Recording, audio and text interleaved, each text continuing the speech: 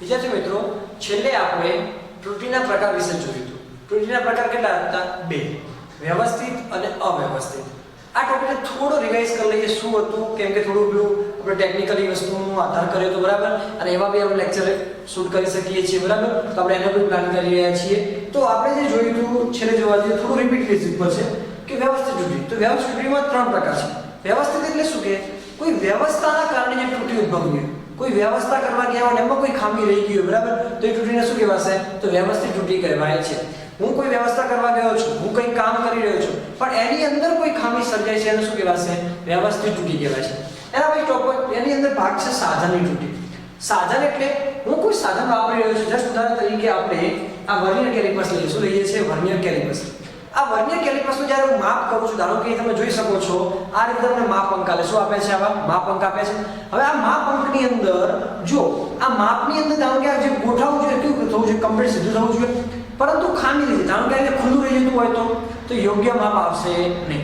આવું ખુલ્લું રહી જતું કેમ કે પેક ના થતું હોય, કંઈ જામ થઈ ગયું હોય, તો સાધનની અંદર કોઈ પ્રોબ્લેમ થઈ ગયું હોય, સાધન સરખી રીતે માપ ન બતાવતું હોય તો શું થશે? એ સાધન તૂટી જશે. આપણે જે થર્મોમીટરની વાત જોઈ હતી કે જો ઉકળતું પાણી આપણે માપ કરતા હોઈએ તો ઉકળતા પાણીની માપન શક્તિ શું કહેવાય?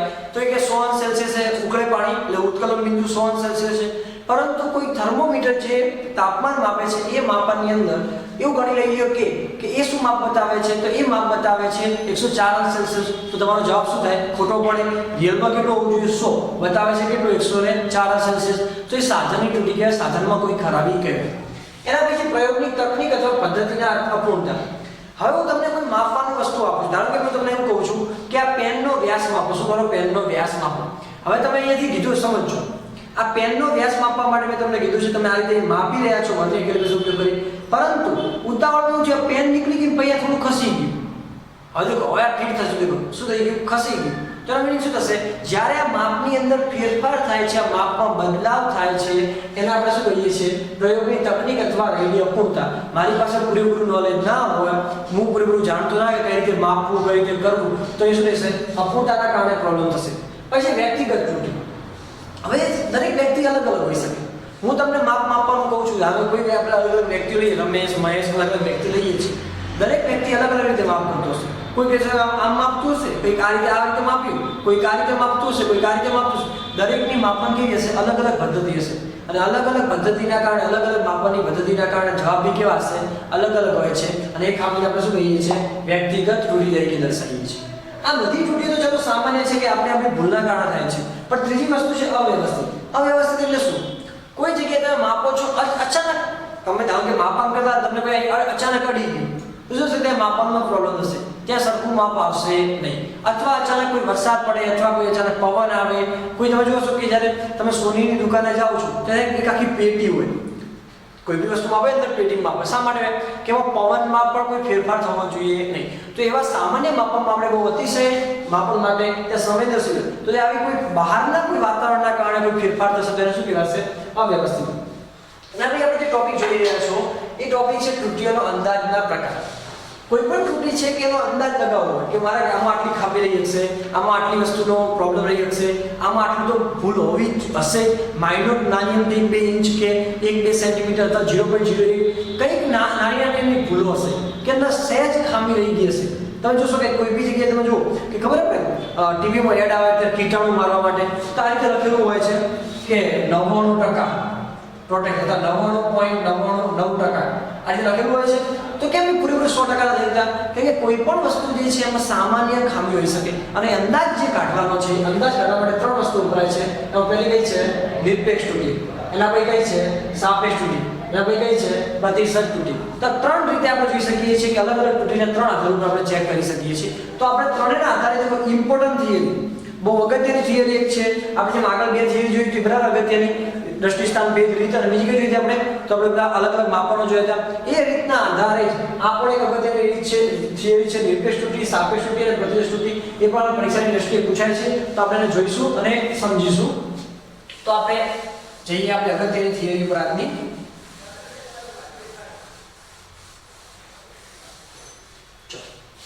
હવે પહેલી વ્યાખ્યા છે આપણા માટે, પહેલી વસ્તુ જોઈએ નિરપેક્ષ ત્રુટિ વિશે સમજીએ.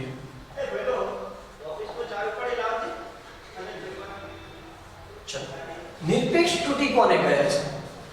નિરપેક્ષ ત્રુટિ કોને કહેવાશે? તો પહેલી વ્યાખ્યા આપણે જોઈએ કે કોઈ પણ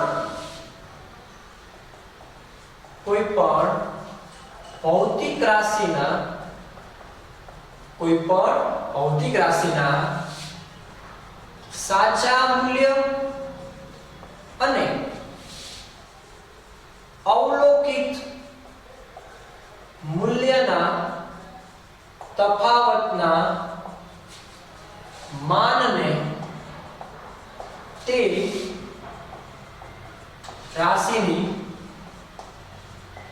નિરપેક્ષ ત્રુટિ કહે છે. તેને માન ડેલ્ટા A વડે દર્શાવાય છે. કોઈ પણ ભૌતિક રાશિ તમે લો છો તેનું કયું મૂલ્ય લેવાનું છે? સાચું મૂલ્ય લેવાનું. બીજું કયું મૂલ્ય લેવાનું છે?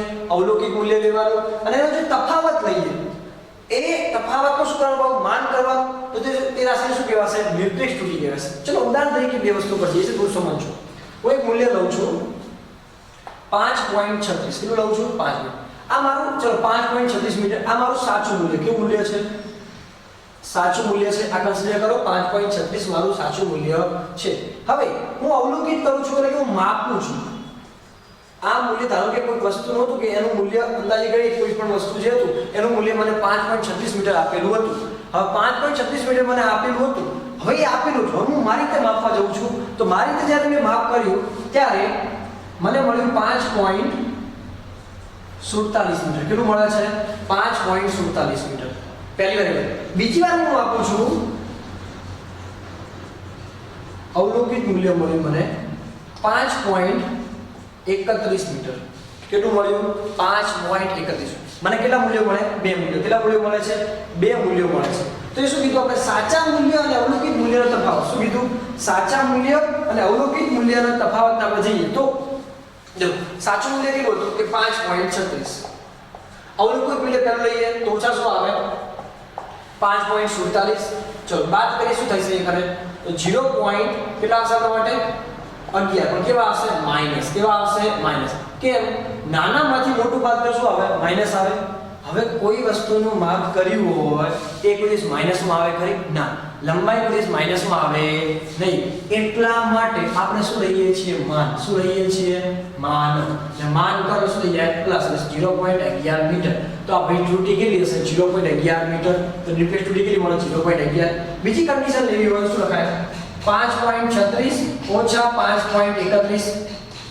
5.36 શું કરો? 5.31 બાદબાકી કરો જવાબ શું મળશે તમને? 0.05 મીટર. આ તો પ્લસ જ મળ્યા, પણ તમે આને પણ શું લખી શકો છો? માનમાં લખો તો તમને મૂલ્યમાં કોઈ ફેરફાર થશે નહીં. તો આ વસ્તુ એટલા માટે શું કરી છે? માન. કોઈ પણ વસ્તુનું સાચું મૂલ્ય અને અવલોકિત મૂલ્યના તફાવતને શું કહેવાશે? નિરપેક્ષ ત્રુટિ કહે છે. તમે તફાવત ઉલટો તમે તે કરી શકો. કેમ? પ્લસ માઈનસમાં કોઈ ફેરફાર થશે નહીં. ઓકે, તો આ વસ્તુ શું? નિરપેક્ષ ત્રુટિ. આગળ વધીએ જો આપણે. હવે કોઈ વસ્તુ જે છે મારી પાસે સાચું મૂલ્ય હું જાણતો નથી, કોઈ ભૌતિક રાશિનું સાચું મૂલ્ય જાણતો નથી, તો મારે શું કરવું? દેખો, તો કોઈ ભૌતિક રાશિનું સાચું મૂલ્ય ન જાણતા હોય ત્યારે કોઈ ભૌતિક રાશિનું સાચું મૂલ્ય ન જાણતા હોય ત્યારે અવલોકિત મૂલ્યના સરેરાશને, કોઈ પણ અવલોકિત મૂલ્યના સરેરાશને સાચા મૂલ્ય તરીકે લેવામાં આવે છે. કોઈ ભૌતિક રાશિ જે છે, કોઈ ભૌતિક રાશિ લેવામાં આવે છે એનું મારી પાસે સાચું મૂલ્ય જાણતો નથી. હવે સાચું મૂલ્ય ના જાણતો હું શું કરું? જેમ કે આપણે આગળ જોયું કે 5.36 હું સાચું મૂલ્ય જાણતો તો મને કોઈ પ્રોબ્લેમ નથી. પણ સાચું મૂલ્ય ના જાણતો હોય તો અલગ અલગ મૂલ્ય હોય તો મારે દરેક વખતે અલગ અલગ રીતે મૂલ્યો માપવાના છે. એ માપનું શું કરવાનું? શું લેવાનું છે? સરેરાશ લેવાનું છે. અને સરેરાશ લેશો તો જે મૂલ્ય મળશે શું થશે? એનું સાચું મૂલ્ય મળે છે. ધારો કે કોઈ ભૌતિક રાશિના અવલોકિત મૂલ્ય A1 A2 A3 AN છે. કોઈ ભૌતિક રાશિ છે એના અલગ અલગ મૂલ્યો કેટલા લીધા છે આપણે અહીંયા કને અવલોકિત મૂલ્યો એટલે કે માપે શું મળશે a1 a2 a3 જે શું મળે છે an મળે છે તો મને અલગ અલગ મૂલ્યો મળે છે હવે અલગ અલગ મૂલ્યો મળતા હોય તો મારે શું કરવું સાચું મૂલ્ય શું શોધવું છે સાચું મૂલ્ય તો આપેલ રાશિનું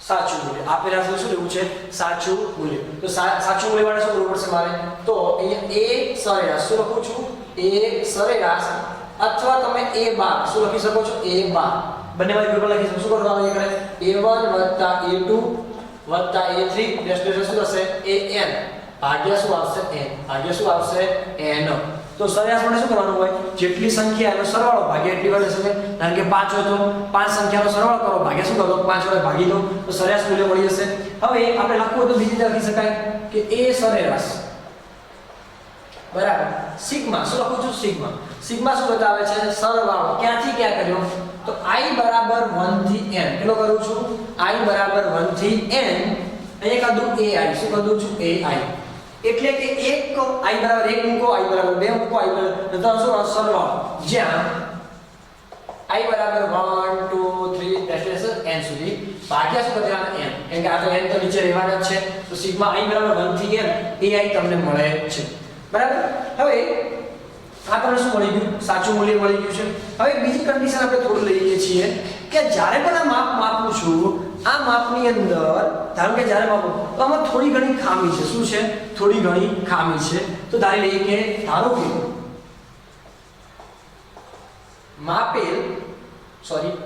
ધારો કે અવલોકિત મૂલ્યના માપનમાં મળતી ત્રુટિ અનુક્રમે delta a1 delta a2 delta an છે જ્યારે હું મૂલ્ય માપું છું ત્યારે મેં કીધું આપણે આગળ માપી હતું તો સાચું મૂલ્ય કેટલું હતું 5.36 હતું પહેલી વાર માપ્યું મને કેટલું મળ્યું 5.47 મળ્યું બીજી વાર માપ્યું મને શું મળ્યું તો બીજી વાર જ્યારે હું માપું છું ત્યારે મને શું મળ્યું કે 5.31 મળ્યું હતું તો મૂલ્યમાં ક્યાંક મને ખામી જોવા મળે છે અને ક્યાંક ખામી જોવા મળે છે બરાબર એનું સોલ્યુશન માટે શું લઈએ છીએ આપણે ડેલ્ટા a1 આપણે ધારી લઈએ છીએ ઓકે તો આટલી વસ્તુ છે ફટાફટ જો ટોપિક લખવા દે કોઈ નોટ્સ કરી શકો છો તમે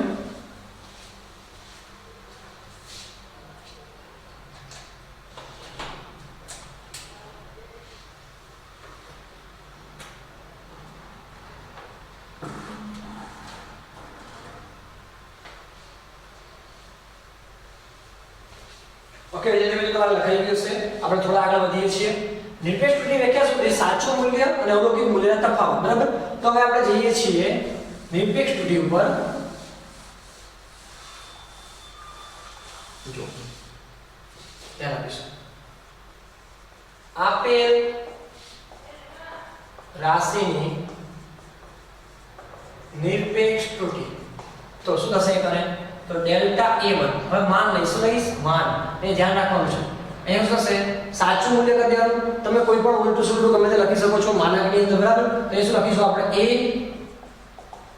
સરેરાશ ઓછા a1 બરાબર એ સરેરાશ ઓછા a1 સાચું મૂલ્ય હોય કે મેં તમને કીધું સાચું મૂલ્ય કઈ ના જાણતા હોય તો સરેરાશને પણ સાચું મૂલ્ય લઈ શકો છો ઓકે a1 એ રીતે અહીંયા કરીએ ડેલ્ટા a2 a સરેરાશ ઓછા a2 માનકની અંદર એ રીતે ડેલ્ટા a3 બરાબર a સરેરાશ ઓછા શું થશે a3 આપણે ડિફરન્સ કરીએ ડેલ્ટા an અને શું થશે a સરેરાશ ઓછા an આ તમને જે પણ મૂલ્ય આવશે એ પ્લસમાં જ આવશે કેમ નિરપેક્ષ ત્રુટિમાં માઈનસ હોઈ શકે નહીં ઓકે તો અહીંયા તને આપણે જોઈ શકીએ છીએ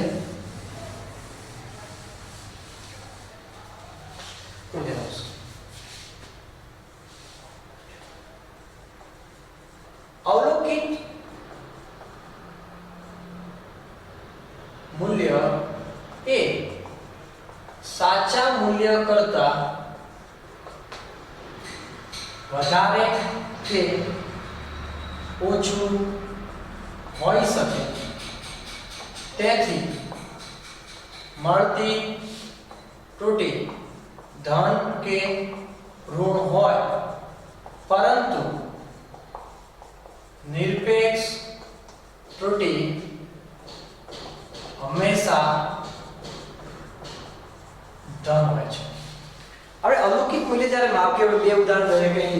5.36 સાચું મૂલ્ય હતું આપણા માટે. અવલોકિત મૂલ્ય લીધા 5.47 અને 5.31. આની બાદબાકી કરી અહીંયા આવ્યા પેલા 0.11 અને એ બાદબાકી કરીશું આવ્યું તો 0.05. તો એક પ્લસ એક માઈનસ આવ્યું, બીજું શું આવ્યું પ્લસ આવ્યું. પરંતુ જે તમે માનાંક લો તો શું મળશે તમને 0.11 એ માનાંક લેશો શું મળશે 0.05.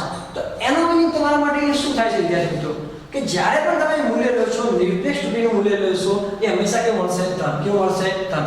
બાકી બધા મૂલ્યો કેવા લેવાના છે ઋણ પણ હોઈ શકે ગમે તે હોઈ શકે બરાબર. તો એ મૂલ્યની અંદર કોઈ પણ ફેરફાર થઈ શકે છે. જ્યારે આ મૂલ્યમાં કોઈ ફેરફાર નહીં થાય હંમેશા શું રહેશે ધન જ રહેવાના છે. પણ નિરપેક્ષ ત્રુટી મૂલ્ય બાકી ત્રુટી ધન પણ હોઈ શકે અને ઋણ પણ હોઈ શકે પણ નિરપેક્ષ ત્રુટી હંમેશા શું હશે ધન જ જોવા મળે છે. ઓકે હવે આપણે જોઈએ તો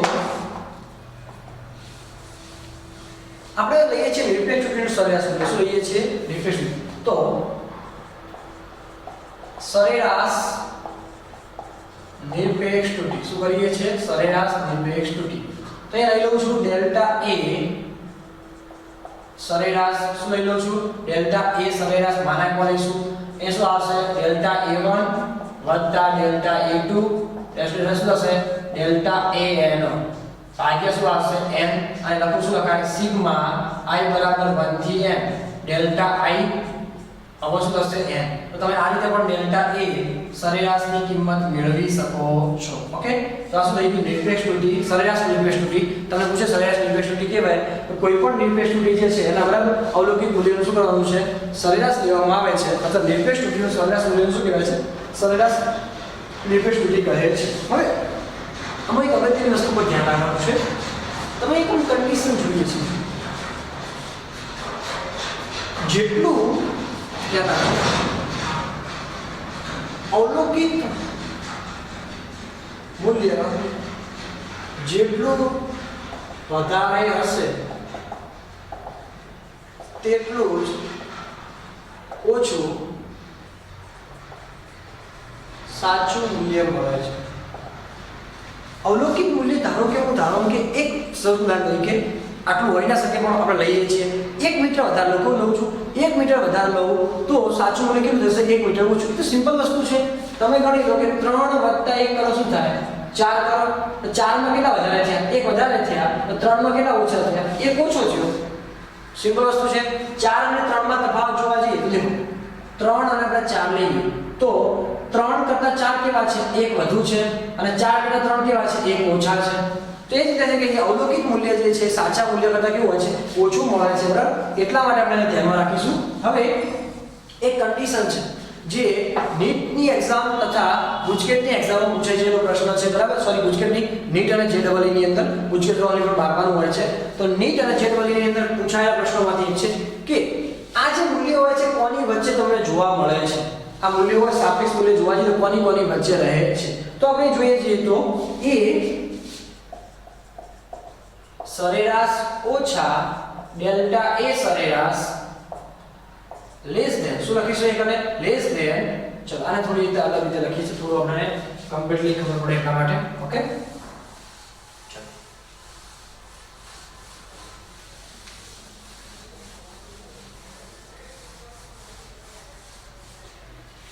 અહીં આપણે લઈએ તો ડેલ્ટા એ સરેરાશ ઓછા સોરી એ સરેરાશ ઓછા ડેલ્ટા એ સરેરાશ લેસ ધેન એ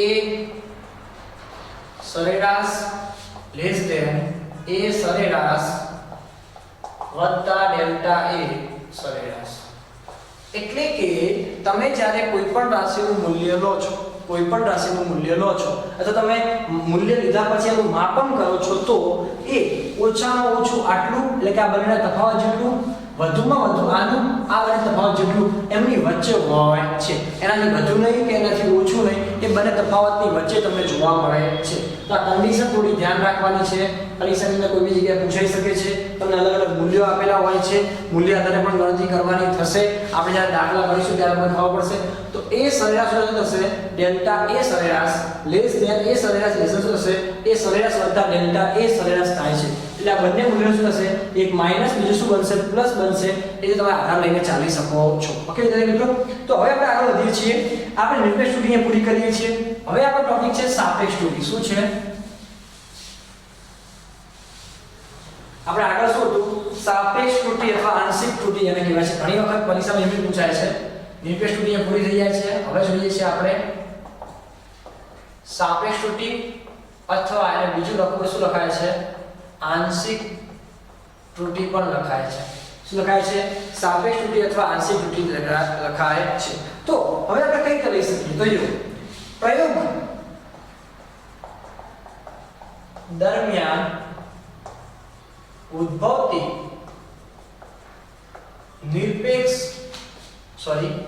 ઉદ્ભવતી સરેરાશ નિરપેક્ષ ત્રુટિના મૂલ્ય અને સાચા મૂલ્યના ગુણોત્તરને શું કહેવાશે સાપેક્ષ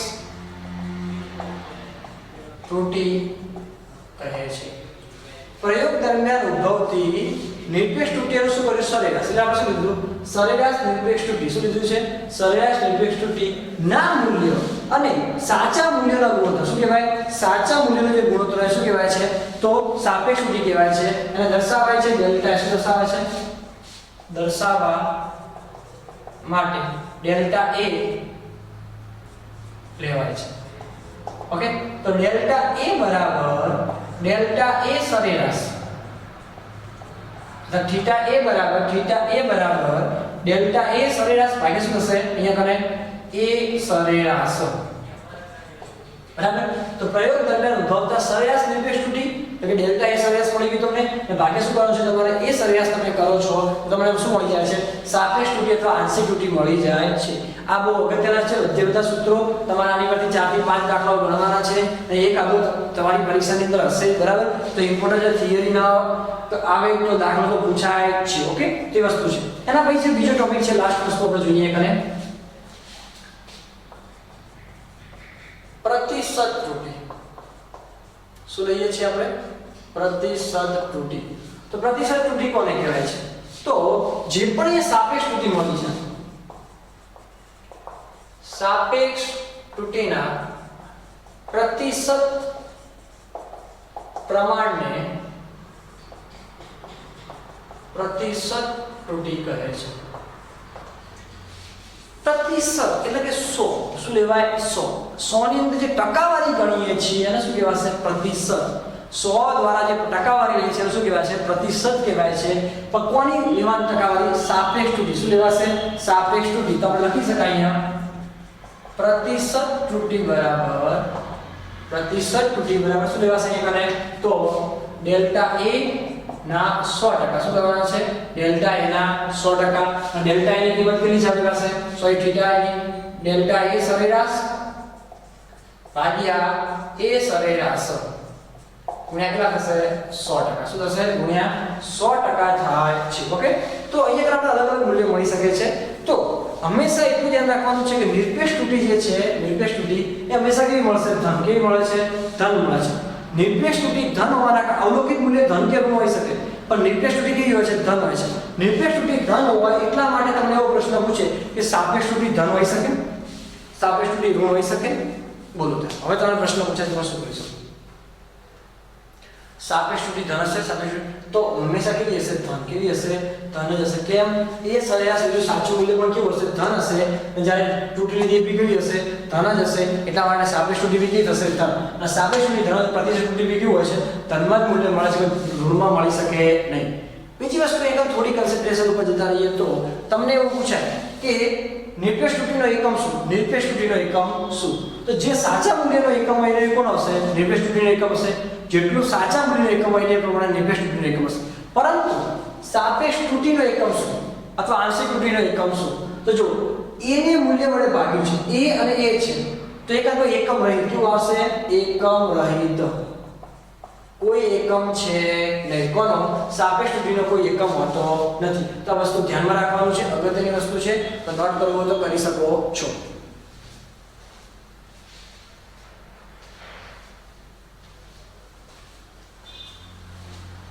ચલો વિદ્યાર્થી મિત્રો, અહીંયા આપણે રાખીએ છીએ. મળીએ નેક્સ્ટ લેક્ચરની અંદર. Thank you very much.